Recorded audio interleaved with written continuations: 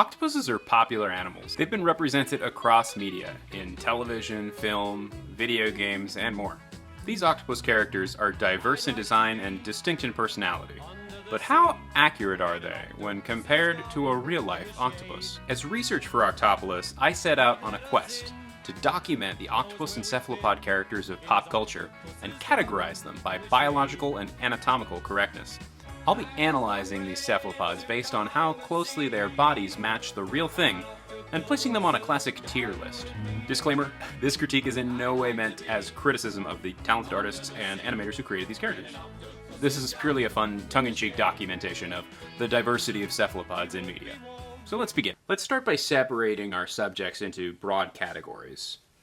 Taxonomic clades of fictional octopus, if you will. Each octopus will be placed in one of three categories: true octopus, octopus-human hybrids, and not actually octopus. First up, we got Dr. Otto Octavius, a veteran villain from the Spider-Man franchise. Despite the name, Doc Ock is not actually an octopus at all, but in fact a human scientist. After a neurological experiment gone awry, Octavius's 4 mechanical arms become sentient and drive him insane. His mechanical arms give him the ability to move his 8 limbs like an octopus, and also corrupt his judgment.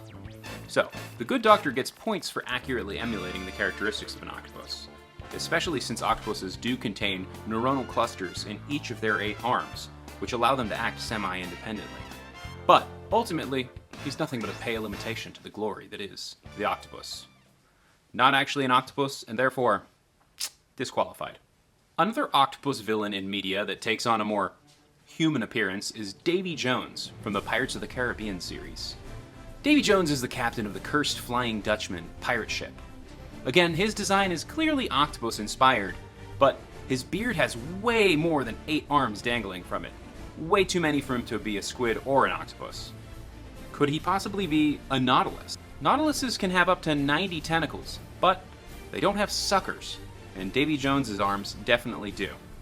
Also, it's worth noting that Jones has a crab hand, so we're probably better off thinking of Davy Jones as this eldritch abomination of the sea rather than an octopus hybrid at all.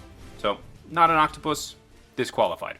Ursula the Sea Witch from The Little Mermaid is another octopus-based Disney villain that boasts the necessary features to be considered part cephalopod.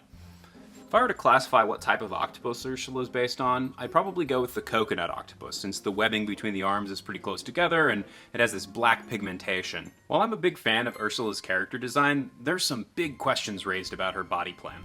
Scientist, author, and fellow octopus cartoonist Dana Staff points this out as a pretty common problem for octopus designs. An octopus's mouth is actually found at the center of its arms, underneath the web. Ursula's design implies that she has both a mouth on her face and underneath her arms. A biologically correct human-octopus hybrid would look a bit more like this, with the lower half of the body containing the octopus's mantle. So, while I think Ursula as a villain is quite divine, she fails to accurately portray the biology of an octopus, so I'm gonna have to put her squarely in the middle to low tier. Let's give her a C. Now, an octopus-human hybrid design that I wholeheartedly approve of is Hachan from the long-running anime series One Piece. Hachan is a pirate-turned-takoyaki restaurant owner who fights and then later helps Luffy and the Straw Hat Pirates. Hachan has 6 arms and 2 legs, so that makes the correct number of limbs, and the arms all have massive suckers. Hachan is humanoid, but his body parts are all kind of basically in the right place for an octopus. The one gripe I have is that his mouth is the siphon. We know it's the siphon because he uses it to expel water and ink, as you do with a siphon. But it also apparently serves as his mouth. He does not, as far as we know, possess a beak. So we're going to give Hachi a higher grade than Ursula, but still not biologically accurate enough to be A tier. Splatoon is a popular Nintendo video game and features a post-apocalyptic fantasy with intelligent cephalopods. Inklings evolve from squids, and Octolings evolve from octopuses. Both can shift from kid to squid mode, which is kind of a creative interpretation of the way octopuses and some squid can camouflage and change shape. In Splatoon lore, these cephalopods evolved into a humanoid shape, and their mantles became their heads, while their arms and tentacles became their hands, feet, ears, and hair. I know there's a lore justification for this, they absorb some crystallized human souls or something, but it feels a bit too convenient that these cephalopod characters look more like humans than octopuses. So personally, and apologies to Splatoon fans, I'm going to give you a BC, let's say a B minus C+. Nintendo actually has a lot of cephalopod cartoon characters in the Pokemon series. There's several cephalopod Pokemon, Octillery, Clobbopus, and Grapploct, all exhibit pretty accurate octopus anatomy. Despite evolving from a remora fish crossed with a handgun, Octillery is definitely an octopus, probably a mix between the East Pacific red octopus and an artillery cannon. Octillery even has a full 8 arms, though it's kind of hard to tell this from the angle that it's typically shown at. Like Hachi, he's got a siphon up front, and it kind of looks like its mouth. But it doesn't have to be. Has anyone actually seen Octillery eat? I don't know. He might have a beak. Honestly, top marks for Octillery. Best one so far. A tier. Now, Clobbopus and Grapploct are 8th gen octopus fighting types that mimic human boxers and wrestlers, which is appropriate given that octopuses are notorious for both punching and grabbing onto things. They also match octopus biology pretty well. Both have 8 arms and horizontal pupils.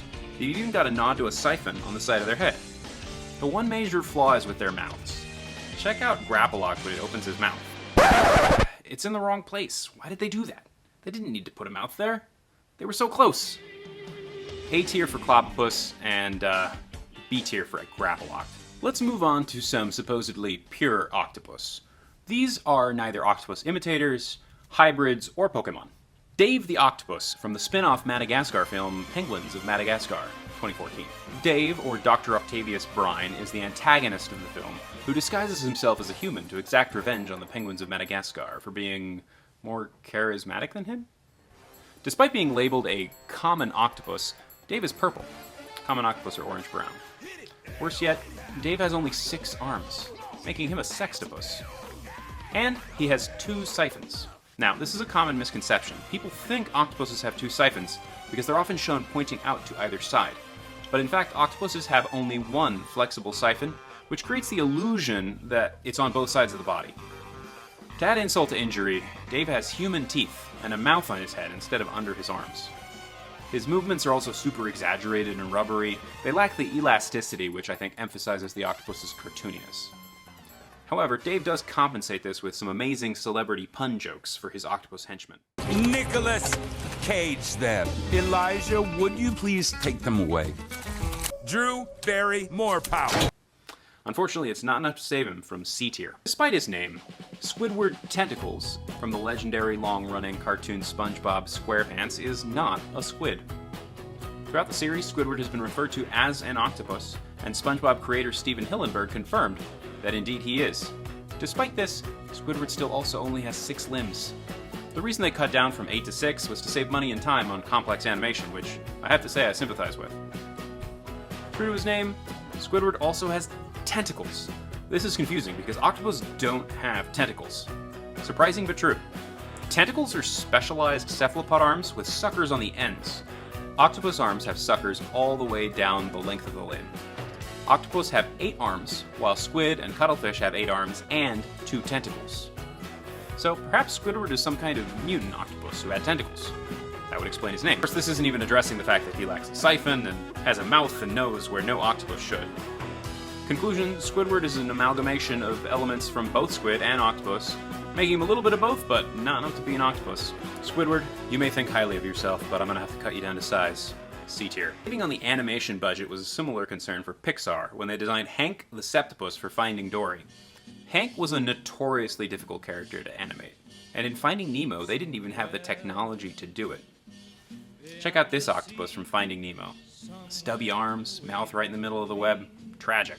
But for Finding Dory, they held themselves to a higher standard, and it shows. It took a team of animators months of experimentation to figure out how to animate Hank, and one shot notoriously took over 2 years to complete. This complexity might be why Hank is actually short 1 limb. I think Hank is one of the most accurate depictions of animated octopus in film. The arms and suckers are well designed, have lots of texture. The camouflage color and shape gags are the best part of the film. It seems like Hank would be an easy S tier, but unfortunately my eagle eye has identified a few issues. I'm sorry to report that Hank has 2 siphons. The animators tried to hide this fact by never showing both siphons in the same frame, but the model clearly has a siphon sticking out from both sides at all times. You can even catch both of them in frame momentarily in one or two scenes. It also seems at first that Hank's mouth is done correctly, because the top of his web doesn't have a human mouth, and it seems to flap when he talks, implying that he's kind of speaking from his beak. However, there's a few times when he's shown from below, and this tells a different story. Yes, I'm sorry to report that underneath his webbing, Hank has a human mouth with teeth. Overall, out of all the fictitious octopus characters we've analyzed today, Hank ranks supreme as the most accurate interpretation of octopuses in media. So I'm going to give Hank an A+, but I simply can't give him that S. This may be a hot take, not doling out any S tiers to the octopus in pop culture, but remember, my criteria here is how well each of these characters match the biology of the real octopus. It's a high bar to hit. Octopus are some of the most complex animals on the planet. Not to toot my own horn, but I like to think I do boast the most biologically accurate cartoon octopus in the business, if that's something you care about. Each of these characters takes different elements from the octopus. They're all inspired, unique, and distinct from each other. Straying from the path is a little acceptable if it means adding more charm and nuance to your character. Anyways, what do you think? Who's your favorite octopus in media? Which one has the best design? Is there any that I missed here that you'd like to rank on the tier list? Thanks for following me along on this extremely weird journey analyzing the biological correctness of different octopus in media. I hope you enjoyed the video. At the end of the day, remember, art is subjective, but science is real.